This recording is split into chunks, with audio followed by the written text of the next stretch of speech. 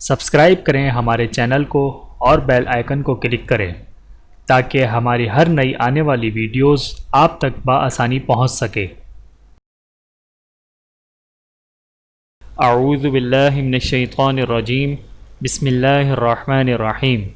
تمام دیکھنے اور سننے والوں کو السلام علیکم ورحمۃ اللہ وبرکاتہ، اور میں آپ سب کو اپنے یوٹیوب چینل آؤ قرآن سیکھیں اور سکھائیں میں خوش آمدید کہتا ہوں۔ اور آج کی اس ویڈیو میں ہم انشاءاللہ آسان تجوید کورس کا لیسن نمبر 12 کے بارے میں جانیں گے۔ تو آئیے چلتے ہیں اپنی ویڈیو کی طرف۔ بسم اللہ الرحمن الرحیم۔ آسان تجوید کورس سبق نمبر 12، را کو پر یعنی موٹا پڑھنے کے قواعد۔ را 12 حالتوں میں موٹی یعنی پر کر کے پڑھی جاتی ہے، اس کو تفخیم کہتے ہیں۔ تفصیل درج ذیل ہے۔ نمبر 1، رائے مفتوحہ مشددہ، جیسے الرحمن الرحمن۔ نمبر 2، رائے مفتوحہ غیر مشدد، جیسے رحیم رحیم۔ نمبر 3، رائے مضمومہ مشددہ، جیسے مرو مرو۔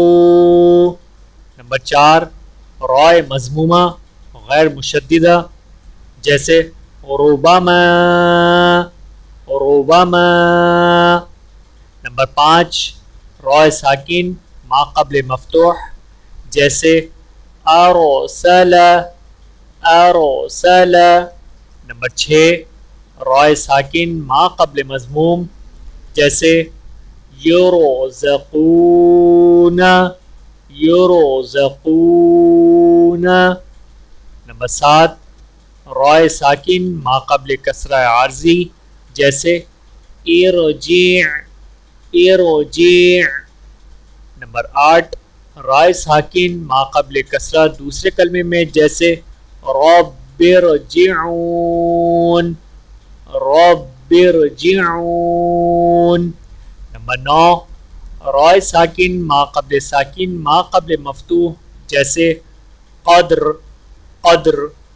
نمبر 10، رائے ساکن ما قبل مضموم، جیسے بکم العسر بکم العسر وقف میں۔ نمبر 11، رائے ساکن ما قبل کسرہ و ما بعد حرف مستعلیہ، جیسے قرطاس قرطاس۔ فرقۃ فرقۃ۔ مرصاد مرصاد۔ ارصادا ارصادا۔ نمبر 12، رائے مضمومہ جس پر روم کے ساتھ وقف کیا جائے، جیسے منتصر منتصر۔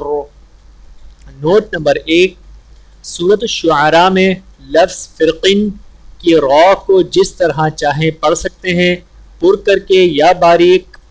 نوٹ نمبر 2، حرف مستعلیہ یہ ہیں جو کہ درج ذیل ہیں: خا خا، صاد صاد، غاد غاد، غین غین، طا طا، قاف قاف،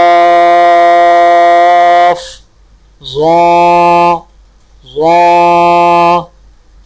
نوٹ نمبر 3، روم کے ساتھ وقف کرنے کا مطلب آگے وقف کے بیان میں آئے گا۔ میرے محترم عزیزو، آج کا ہمارا یہ سبق نمبر 12 مکمل ہوا۔